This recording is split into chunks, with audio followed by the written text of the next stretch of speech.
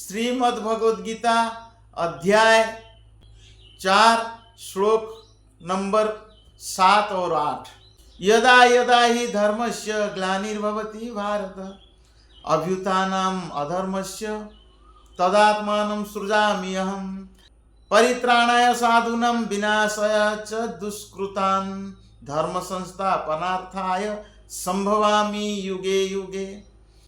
ये 2 श्लोक बड़ा महत्वपूर्ण है, प्रायः लोगों को याद है।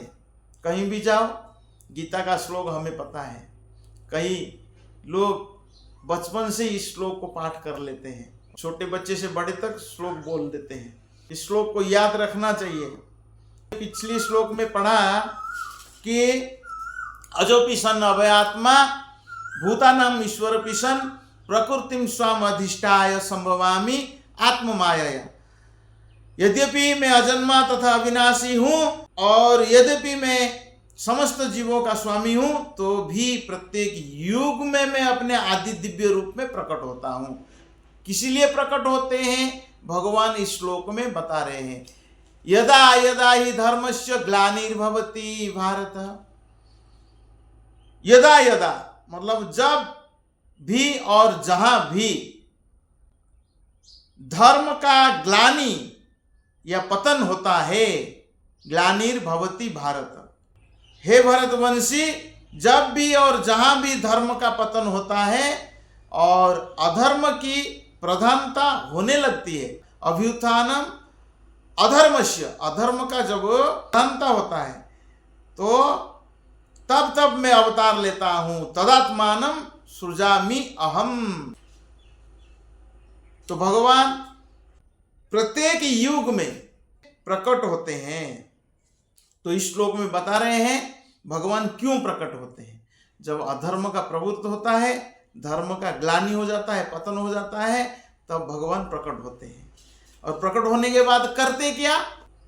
परित्राणाय साधूनां विनाशाय च दुष्कृताम् धर्म संस्थापनार्थाय संभवामि युगे युगे। तो भगवान क्यों प्रकट होते हैं? भक्तों का उद्धार करने। परित्राणाय साधूनां विनाशाय च दुष्कृताम्,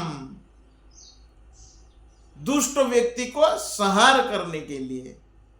धर्म संस्थापनार्थाय, धर्म को स्थापना करने के लिए मैं हर युग में प्रकट होता हूं, संभवामि युगे युगे।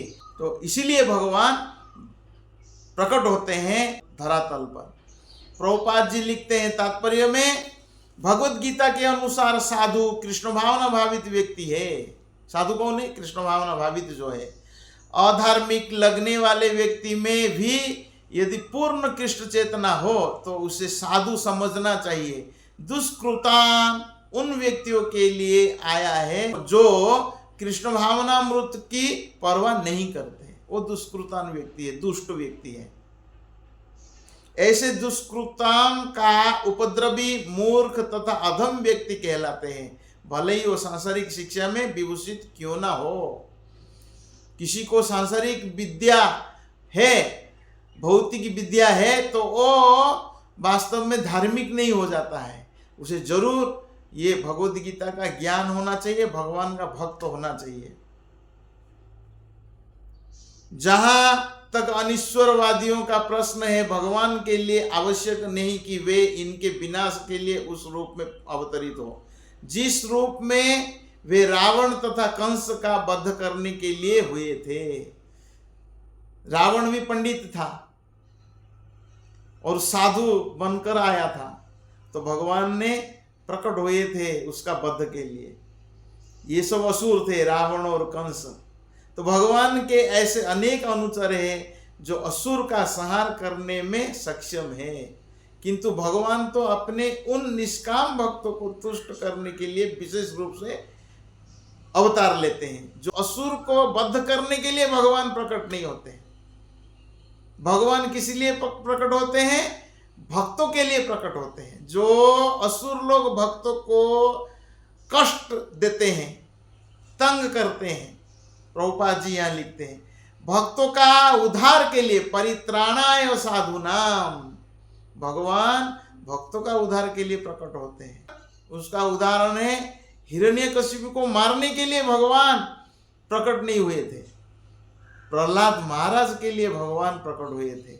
अपने भक्तों को सुरक्षा देने के लिए, स्नेह देने के लिए भगवान प्रकट हुए थे। भक्तों की सुरक्षा के लिए भगवान प्रकट होते हैं। हरे कृष्ण।